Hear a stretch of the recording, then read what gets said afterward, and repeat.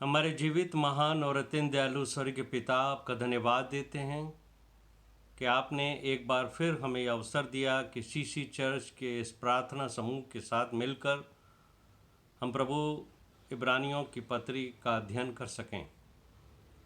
हम धन्यवाद देते हैं उन सब के लिए जो इस समय आपके वचन को सुनने के लिए और सीखने के लिए इकट्ठा हुए हैं। जो कुछ आपने मुझे सिखाया है मैं आगे बढ़ता हूँ प्रभु, ताकि अपने भाई बहनों को वो बातें समझा और सिखा सकूँ जो आपने मुझे दी हैं। सारा आदर और महिमा आपको मिले और पवित्र आत्मा की अगुवाई हमें हो। पवित्र आत्मा हमारे शिक्षक हैं, उन्हीं के द्वारा हम सीखते और आगे बढ़ते हैं। यीशु मसीह के मीठे और पवित्र नाम से मांगते सुन और कबूल कर, आमीन।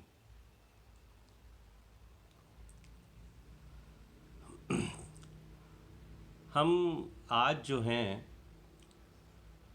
वो इब्रानियों की पत्री और उसका अध्ययन करेंगे। हम उस बारे में हम आज कुछ इंट्रोडक्शन देखते हैं कि ये जो पत्री है वो है क्या चीज़। इसके बारे में हम कुछ प्रारंभिक जानकारी लेते हैं। और यदि आप किंग जेम्स वर्जन की बाइबल पढ़ेंगे तो उसके ऊपर जो है वो टॉप के ऊपर की तरफ लिखा हुआ है, the epistle of Paul to the Hebrews, पौलुस का पत्र इब्रानियों की कलीसिया के नाम। लेकिन और किसी भी, यानी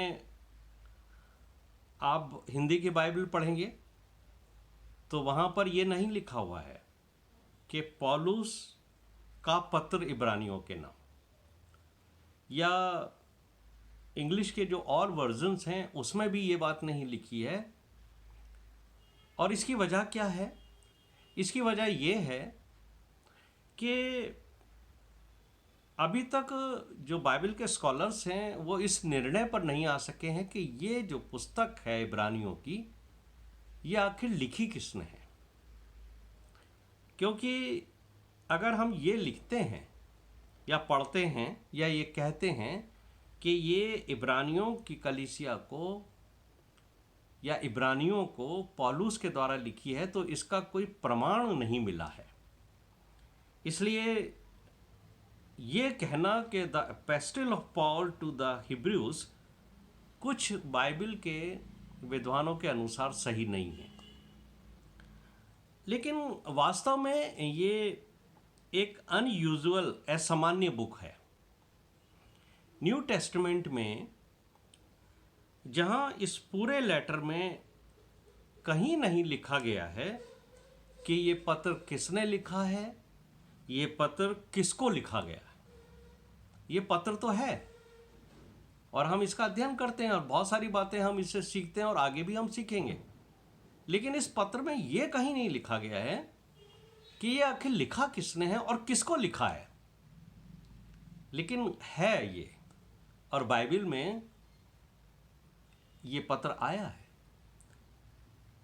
पौलुस के बारे में स्कॉलर्स ये कहते हैं कि ये उन्होंने नहीं लिखा है, और उसका जो कारण वो बताते हैं कि इब्रानियों की पत्री पौलुस ने क्यों नहीं लिखी हैं, उसका कारण सुनिए जो विद्वान लोग बताते हैं। वो ये कहते हैं कि जब भी कभी पौलुस ने पत्र लिखे हैं तो हमेशा शुरू में अपना नाम लिखते हैं, और किसको लिख रहे हैं ये बात भी वो बताते हैं। अगर आप मेरे साथ ये निकालेंगे कुछ पत्र जो पौलुस ने लिखे हैं, जैसे इफिसियों को लिखा पौलुस ने पत्र, जो इफिसियों की कलीसिया के नाम लिखा गया है, तो वहाँ पर शुरू में पौलुस इस तरीके से लिखते हैं, पौलुस की ओर से जो परमेश्वर की इच्छा से मसीह का प्रेरित है, उन पवित्र और मसीह यीशु में विश्वासी लोगों के नाम जो इफिसुस में हैं। यानी पौलुस के लिखने का जो तरीका है, उनका जो स्टाइल है लिखने का, वो पहले ये लिखते हैं कि मैं पौलुस तुम्हें लिख रहा हूँ और किसको लिख रहा हूँ। अगर आप गलातियों की पुस्तक को खोलेंगे तो शुरू में लिखा हुआ है, पौलुस की ओर से सारे भाइयों की ओर से जो मेरे साथ है गलातियों की कलीसिया के नाम। तो पौलुस का लिखने का जो स्टाइल है पत्रियों का, उसमें स्पष्ट होता है कि पौलुस लिख रहे हैं और किसको लिख रहे हैं ये भी स्पष्ट हो जाता है। जैसे तीमुथियुस को उन्होंने पत्र लिखा था तो वहां पे वो लिखते हैं पौलुस की ओर से तीमुथियुस के नाम।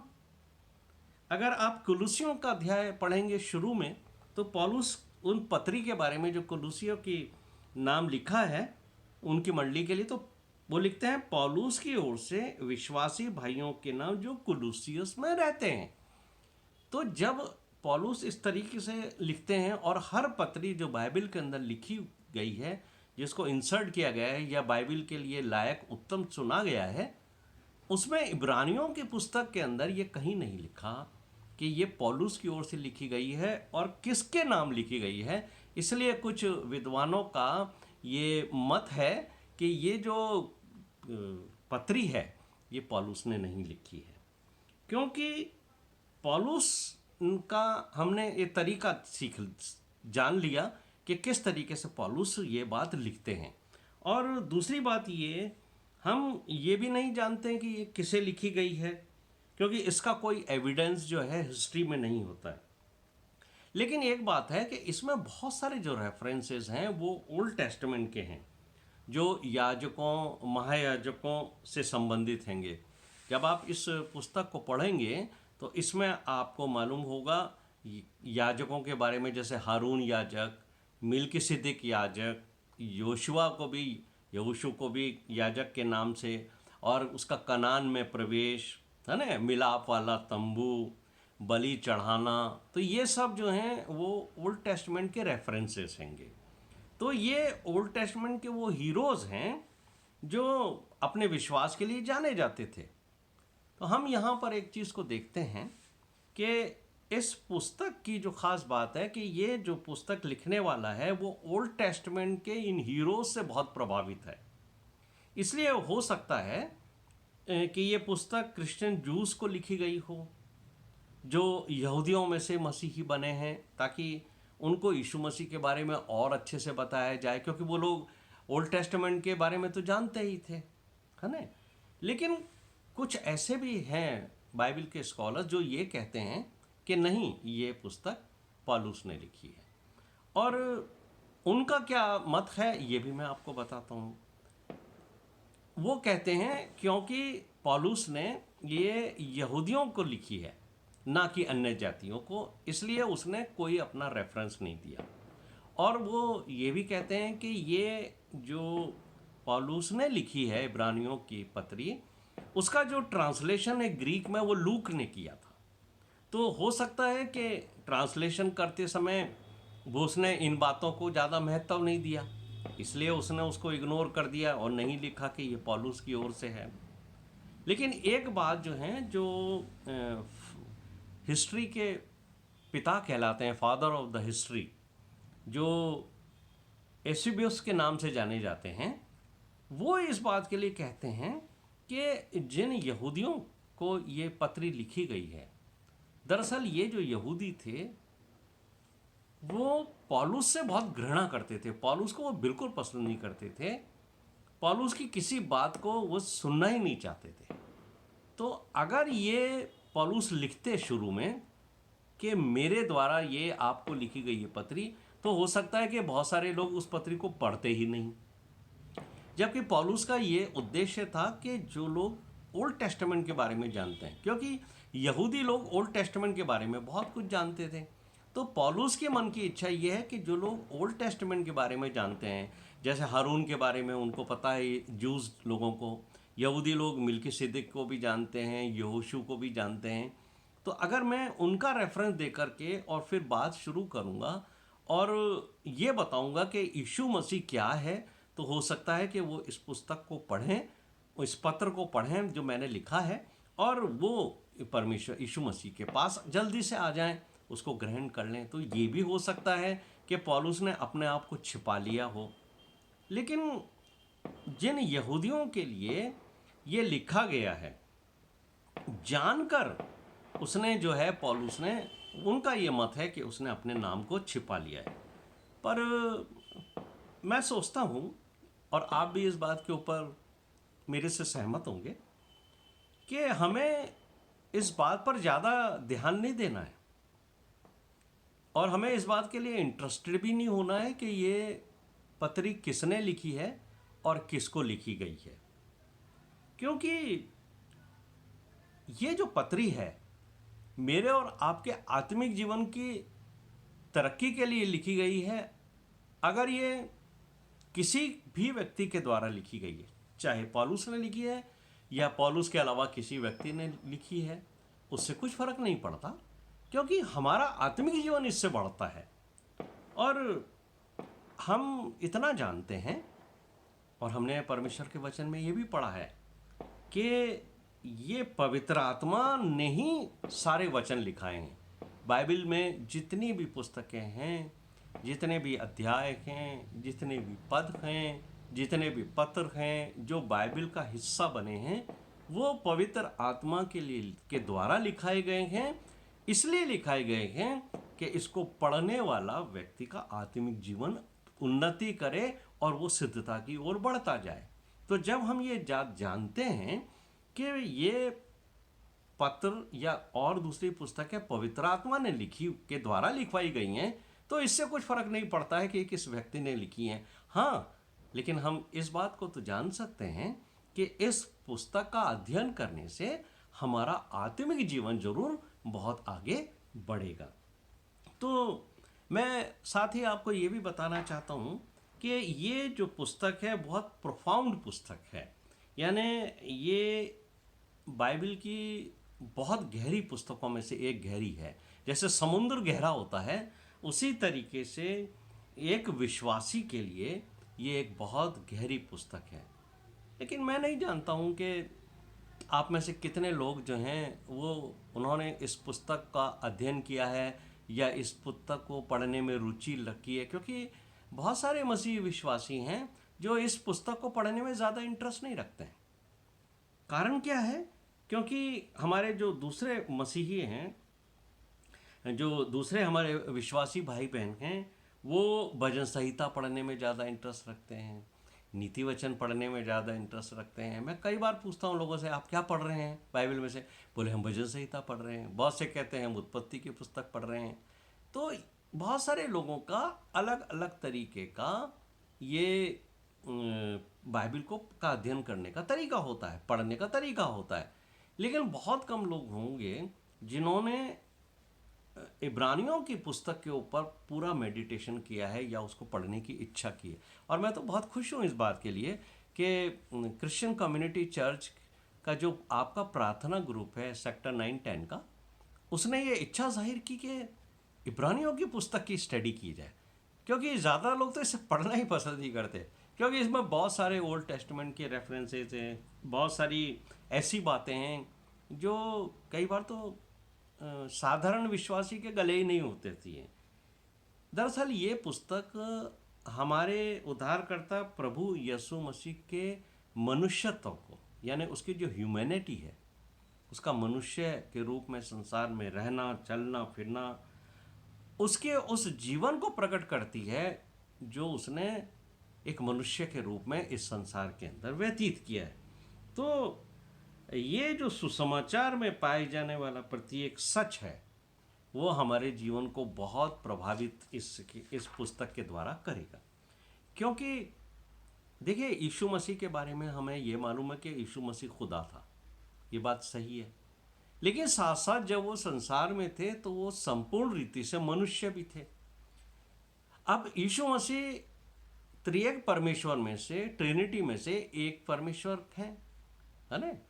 परमेश्वर पिता, परमेश्वर पुत्र, परमेश्वर पवित्र आत्मा।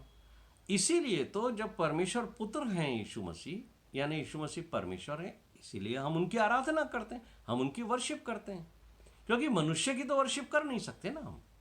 तो एक तरफ तो यीशु मसीह परमेश्वर हैं और दूसरी तरफ वो मनुष्य भी हैं। अगर वो सिर्फ परमेश्वर होते तो हम उसको फॉलो नहीं कर सकते थे, क्योंकि यीशु मसीह ने क्या कहा? Follow me. तो आप और मैं एक मनुष्य को तो फॉलो कर सकते हैं, उसको एडमायर कर सकते हैं, वो हमारा रोल मॉडल हो सकता है, लेकिन परमेश्वर को हम फॉलो नहीं कर सकते हैं, क्योंकि परमेश्वर के पास तो बहुत सारे अद्भुत शक्तियां होती हैं। तो वो शक्तियां मनुष्य को प्राप्त नहीं होती हैं। मनुष्य तो साधारण है, इसलिए उसका मनुष्य होना आपके जीवन को प्रभाव डालता है। इसलिए जब वो ये कहता है फॉलो मी, तो हम जब वो जैसा वो मनुष्य था, है ना, उसको हम फॉलो कर सकते हैं। यदि आप यीशु मसीह के मनुष्य रूपी जीवन से कुछ सीखना चाहते हैं तो आपके लिए सुसमाचार बहुत ही अच्छा है। लेकिन अगर आप यीशु मसीह के जीवन से मनुष्य रूपी जीवन से सीखना नहीं चाहते तो सुसमाचार आपके लिए बेफायदा है। It is a dead doctrine. वो आपके लिए कभी भी मतलब आपके जीवन के अंदर कोई भी बदलाव नहीं आएगा उसका। और you can not follow Jesus if he is only God, यह है कहने का मेरा मतलब है। यानी मैं आपको एक उदाहरण दे के समझा देता हूँ। जैसे हमारे शरीर के अंदर मसल्स होते हैं, है ना, अगर आप उन मसल्स का उपयोग ना करो तो धीरे धीरे वो मसल्स डेड हो जाते हैं। तो यीशु मसीह मनुष्य थे, मनुष्य के रूप में संसार में रहे। इस बात को उस मनुष्य रूपी यीशु मसीह को अगर हम फॉलो ना करें तो सुसमाचार व्यर्थ हो गया हमारे लिए। हमारे साथ समस्या यही है। हो सकता है आपको मेरी बात कुछ समझ नहीं आ रही हो, या हो सकता है आप मेरी बात से सहमत भी ना हो, लेकिन मैंने क्योंकि इसको एक्सपीरियंस किया है। सन 2004 में मेरा एक बार एक्सीडेंट हो गया, तो पाँव में मेरे फ्रैक्चर हो गया और मैं जो है वो काफ़ी समय तक बिस्तर पे रहा, करीब 6 महीने मेरे प्लास्टर भी चला। 6 महीने के बाद जब मैंने चलना शुरू किया उठ के, तो मेरे तो पाँव चलना ही भूल गए, चल ही नहीं सकता था मैं। फिर धीरे धीरे वॉकर के सहारे मुझे चलना सिखाया गया, जैसे एक छोटे बच्चे को चलना सिखाया जाता है।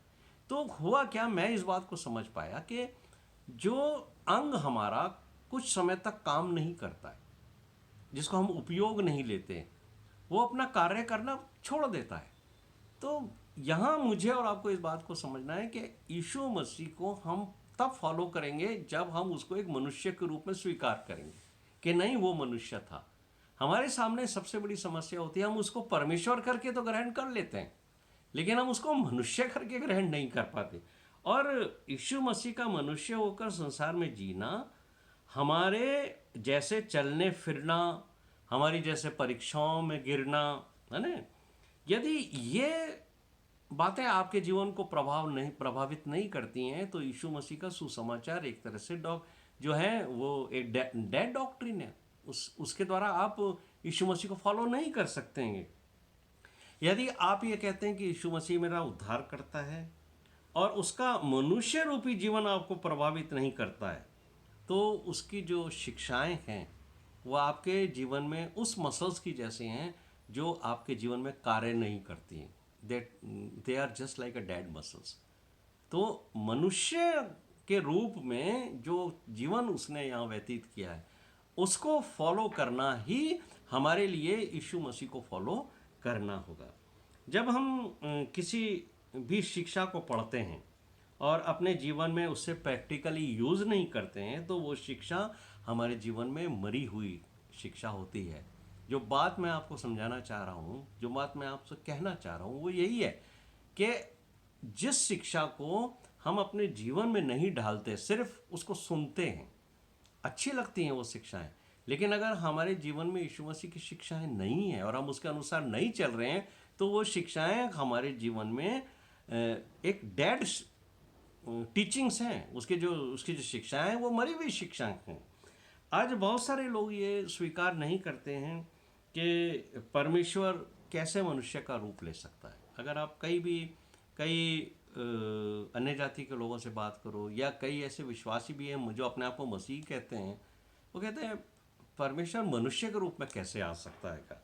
और फिर अगर वो मनुष्य के रूप में आ भी गया तो फिर वो इतना दुख क्यों उठाएगा, बताओ आप, है ना। कई ऐसे सवाल करते हैं, अरे जब परमेश्वर तो सर्वशक्तिमान है, वो तो सब कुछ कर सकता है, फिर वो क्रूस की मृत्यु क्यों सहेगा भाई। वो तो क्रूस पर से उतर आएगा। यही तो उस समय लोगों ने यीशु मसीह से कहा था कि तू परमेश्वर है ना, तो उतारा नीचे। लेकिन यीशु मसीह संसार में एक मनुष्य के रूप में थे, तो जब वो मनुष्य के रूप में थे तो वो फिर उस पावर को अपने लिए यूज नहीं करते थे।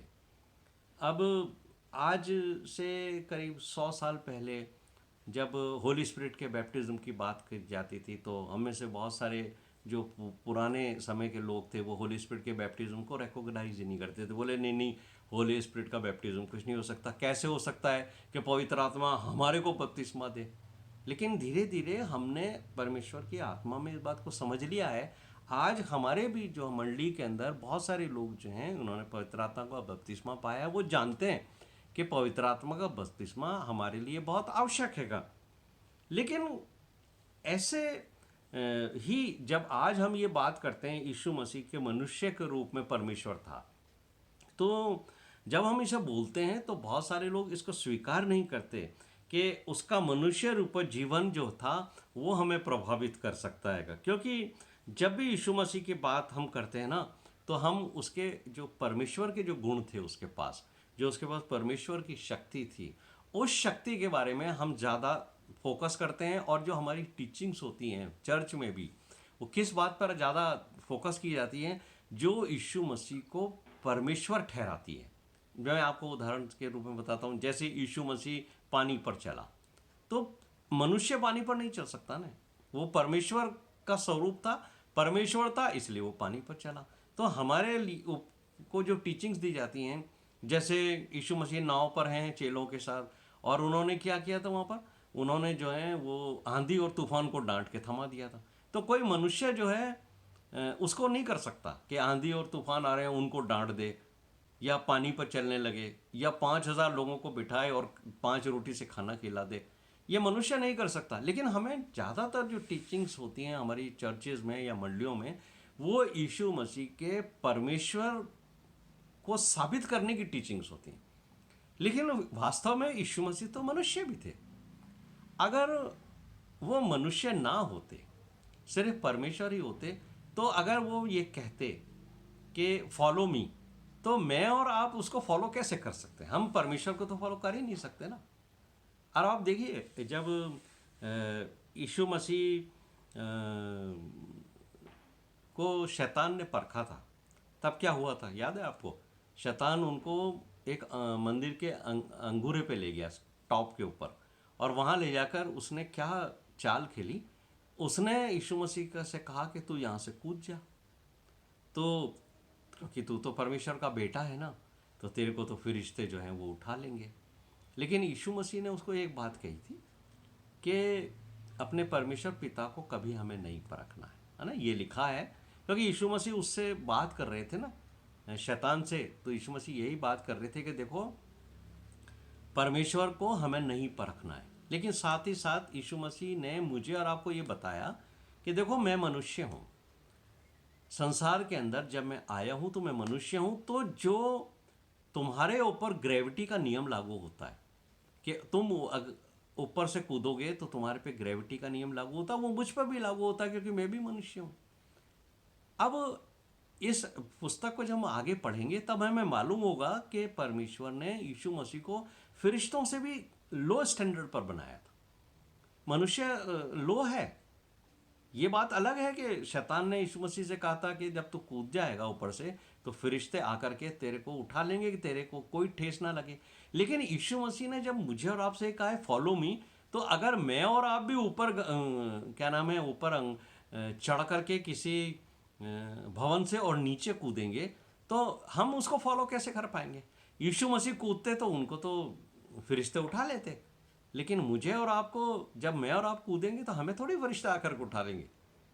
ये चीज़ जो है वो मुझे और आपको ये बताती है कि हम यीशु मसीह के मनुष्य रूपी जीवन को तो फॉलो कर सकते हैं, लेकिन हम यीशु मसीह के परमेश्वर रूपी जीवन को फॉलो नहीं कर सकते, क्योंकि वो परमेश्वर है, हम कूद नहीं सकते थे। क्योंकि जैसे यीशु मसीह पानी के ऊपर चल करके वहाँ गए, आप और मैं अगर ये कोशिश करें कि हम यीशु मसीह ने कहा फॉलो मी, चलो भैया हम भी फॉलो करते हैं, पानी के ऊपर चल लेते हैं। यीशु मसीह ने कहा है ना कि मे फॉलो मी, तो हम भी कर सकते हैं। लेकिन वहाँ यीशु मसीह एक परमेश्वर के रूप में थे। जब उनको 5,000 लोगों को खाना खिलाने के बाद अपने चेलों के पास जाना था, चेले जा चुके थे, नाव में काफ़ी दूर थे, तो बगैर किसी व्यक्ति को बताए यीशु मसीह पानी पर चलते हुए नाव अपने चेलों तक पहुँचे। लेकिन मेरे प्रिय भाई और बहनों, यीशु मसीह हमें ये नहीं कहते कि तुम मेरे जैसे उसके ऊपर चलो। नहीं, वो परमेश्वर रूप थे उस समय, तो मुझे और आपको जो मनुष्य रूप था उसको फॉलो करना है, और यही सबसे बड़ी बात है। इसलिए पहला यूहन्ना 2 अध्याय उसके छठे पद में ये बात लिखी है कि हम कैसे यीशु मसीह को फॉलो कर सकते हैं। जो ये कहता है कि मैं उसमें बना रहता हूँ, उसे चाहिए कि आप भी वैसा ही चले जैसा वो चलता था। तो यहाँ जो यूहन्ना ने अपनी बात कही है, वो हमें उसके मनुष्य रूपी जीवन के अनुसार चलना है। कि उसको भी तकलीफ होती थी, जब उसको कोड़े लगे तब उसको भी तकलीफ हुई। जब वो उपवास करता था तो वो भी भोजन नहीं लेता था हमारे जैसे तरीके से, उसको भी नींद आती थी एक मनुष्य के रूप में। जब उसको क्रूस पर चढ़ाया गया, उसकी कीलें ठोकी गई, उसको दर्द हुआ, तकलीफ हुई, क्योंकि वो मनुष्य था। तो मुझे और आपको यीशु मसीह के मनुष्यत्व के बारे में ये पुस्तक हमें अध्ययन कराएगी, और मुझे और आपको यीशु मसीह के मनुष्यत्व को फॉलो करना है। कि यीशु मसीह के ऊपर टेम्पटेशंस आई, हमारे पर भी टेम्पटेशन। तो जब यीशु मसीह टेम्पटेशन से बाहर निकल सकते हैं, यानी वो जो पाप के ऊपर यीशु मसीह ने विजय प्राप्त की, तो यीशु मसीह ने क्योंकि हमें कहा है फॉलो मी, तो मैं और आप भी पाप के ऊपर विजय प्राप्त कर सकते हैं। जैसे यीशु मसीह ने शैतान की चालों और शैतान की लुभावनी बातों में नहीं उलझे, तो हम भी यीशु मसीह के मनुष्य रूपी जीवन को देख करके हम जो हैं वो शैतान की चालों में नहीं फंसेंगे। यीशु मसीह अपने सांसारिक माता पिता की आज्ञाकारिता में रहते थे। चलकर उन्होंने साबित किया कि वो यूसुफ और मरियम जो उनके सांसारिक माता पिता थे, उनकी आज्ञा के अंदर बढ़ते थे। तो मेरे को और आपको भी ये दर्शन मिलता है कि हम जो हैं वो अपने माता पिता की आज्ञाकारिता में चलें, क्योंकि हम यीशु मसीह जो मनुष्य है उसको फॉलो करते हैं। हम बहुत सारी बातें जो हैं वो इस पुस्तक से सीखेंगे, जो हमें परमेश्वर की ओर से रिवील होंगी। यानी बहुत सारी बातें अभी मुझे भी परमेश्वर सिखाएगा और आपको भी सिखाएगा। यदि आप यीशु मसीह को एक मनुष्य के रूप में देखेंगे, जो आपके लिए एक एग्जाम्पल हो सकता है। मैंने आपसे शुरू में भी कहा था, वो आपके लिए रोल मॉडल कब होगा? जब आप उसको एक मनुष्य के रूप में देखेंगे। आप उसको खुदा के रूप में देखोगे, गॉड के रूप में, तो आप उसको फॉलो नहीं कर सकते, वो आपके लिए एग्जाम्पल नहीं हो सकता। क्योंकि यीशु मसीह जब परमेश्वर के रूप में इस संसार में दिखाई देते हैं, तब वो पानी पे चलते हैं, 5,000 आदमी को रोटी खिलाते हैं। ये काम हम नहीं कर सकते। तो हमें यीशु मसीह के मनुष्यत्व, उसकी ह्यूमैनिटी को फॉलो करना है। और मैंने आपसे यही कहा कि हमें पाप पर विजय प्राप्त करनी है। तो जब हम इसके पहले चैप्टर को पढ़ेंगे, 2 चैप्टर्स को, तो जो लेखक है उसने इसमें ज़्यादा फोकस इस बात पर करने की कोशिश करी है कि यीशु मसीह एक मनुष्य था। लेकिन अगर इस बात पर आपको टीचिंग दी जाए कि नहीं यीशु मसीह मनुष्य था, यीशु मसीह मनुष्य था, तो आप लोग ये सोचने लगेंगे कि ये जो प्रचारक हैं या ये जो शिक्षक हैं, वो यीशु मसीह के परमेश्वर होने को स्वीकार नहीं कर रहे हैं क्या? क्या वो यीशु मसीह के प्रभु होने को रिजेक्ट कर रहे हैं? नहीं। इसलिए जो लेखक हैं इब्रानियों के, उन्होंने जो पहला अध्याय लिखा है उसके ऊपर जो वो फोकस किया है उन्होंने, वो यीशु मसीह के त्रिएक परमेश्वर को, डायटी जो कहते हैं ना, मसीह की डायटी, कि वो 3 परमेश्वर पिता, परमेश्वर पुत्र और परमेश्वर पवित्र आत्मा, इन तीनों में से एक था, यानी परमेश्वर पुत्र था। इब्रानियों की पुस्तक का लिखने वाला पवित्र आत्मा ने इस बात के लिए उससे ज़्यादा उभारा है कि वो यीशु मसीह के मनुष्य होने के बारे में न्यू टेस्टमेंट के जितने भी लेखक हैं, जितने भी लोगों ने न्यू टेस्टमेंट लिखा है, इंक्लूडिंग पॉल, उससे भी ज़्यादा इब्रानियों का लेखक जो है यीशु मसीह के मनुष्य होने के बारे में हमें बताता है। तो जब मैंने आपसे यही कहा कि जब आपको ज़्यादा जोर इस बात पर दिया जाएगा कि यीशु मसीह मनुष्य था, तो आप लोग ये सोचने लगेंगे कि क्या यीशु मसीह खुदा का बेटा नहीं था? नहीं, इस बात पर आपको शक नहीं होना चाहिए। ध्यान रखना, आपको इस बात पर शक नहीं करना है कि क्योंकि इब्रानियों का जो लिखने वाला है उसने अपने पहले चैप्टर के अंदर ही परमेश्वर के पुत्र यीशु मसीह को खुदा का बेटा, परमेश्वर का एक रूप करके साबित किया है, सिद्ध किया है। और पहले चैप्टर के अंदर ही लेखक ने ये सिद्ध करने की कोशिश की है कि यीशु मसीह खुदा था। और जो दूसरा चैप्टर है उसमें उसने ये कोशिश करने की कोशिश करी है कि यीशु मसीह एक मनुष्य भी था। तो हम जब पहले चैप्टर को और दूसरे चैप्टर को पढ़ेंगे और सीखेंगे, जो उसकी एक एक पद के ऊपर हम गहरे से विचार करेंगे, तब हम जान जाएंगे कि पहले यहूदियों को ये समझाने की कोशिश की गई है इस इब्रानियों के पत्री के द्वारा कि आप कंफ्यूज मत होना, यीशु मसीह परमेश्वर ही था। लेकिन फिर उनको इस बात के ऊपर विश्वास दिलाने की कोशिश की गई है कि यीशु मसीह परमेश्वर तो था ही, लेकिन साथ साथ वो यीशु मसीह मनुष्य भी था। क्योंकि वो लोग इस बात को स्वीकार नहीं कर पा रहे थे कि हम परमेश्वर को मनुष्य के रूप में स्वीकार करें और मनुष्य के रूप में हम उसके पीछे पीछे चलें, उससे हमारा उद्धार होगा। वो तो सीधे अपने परमेश्वर को ही स्वीकार करना चाहते थे, सीधे परमेश्वर के सामने खड़े रहते थे। परमेश्वर के बारे में उन्होंने यही सीखा था कि मूसा ने भी उनको सिखाया था कि परमेश्वर के पर्वत के हाथ भी मत लगाना, क्योंकि कोई अपवित्र व्यक्ति होगा, अगर वो पर्वत को छू लेगा तो वो उसका नाश हो जाएगा। लेकिन यीशु मसीह कहते हैं कि ये सब बोझ से दबे लोगों मेरे पास आओ। यीशु मसीह कहते हैं मेरे पीछे चलो।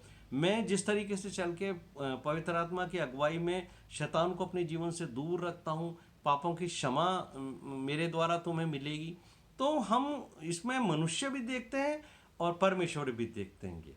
तो आज का ये सिर्फ एक छोटा सा इंट्रोडक्शन था कि जिसके द्वारा हम ये जान सकें कि ये पुस्तक किसने लिखी है, किसको लिखी है और इसकी भावना क्या है।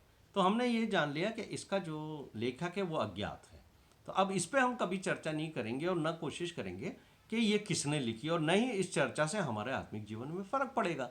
हमने तो ये जान लिया है कि कोई भी पुस्तक जो बाइबल में है वो पवित्र आत्मा के द्वारा लिखी गई है, चाहे वो मत्ती ने लिखी हो, चाहे लूका ने लिखी हो, चाहे पौलुस ने लिखी हो। लेकिन वो इसलिए लिखी गई है कि मेरा और आपका आत्मिक जीवन बढ़े और हम जो हैं वो परमेश्वर के अनुग्रह में आगे बढ़ते चले जाएं। हमारा आत्मिक जीवन इस पुस्तक के पढ़ने और इसकी शिक्षा को ग्रहण करने के बाद और ऊंचा बढ़ेगा और हम यीशु मसीह को एक मनुष्य के रूप में फॉलो करेंगे, कहेंगे कि ये मनुष्य के रूप में संसार में आया। इस यीशु मसीह जो मनुष्य है वो हमारा रोल मॉडल है। आप सबको जय मसीह की। और मैं आशा करता हूँ कि आने वाले समय में जो नेक्स्ट वेडनेसडे होगा उस पर हम और ज़्यादा परमेश्वर के इस वचन की गहरी बातों को सीखेंगे। आप सबको जय मसीह की।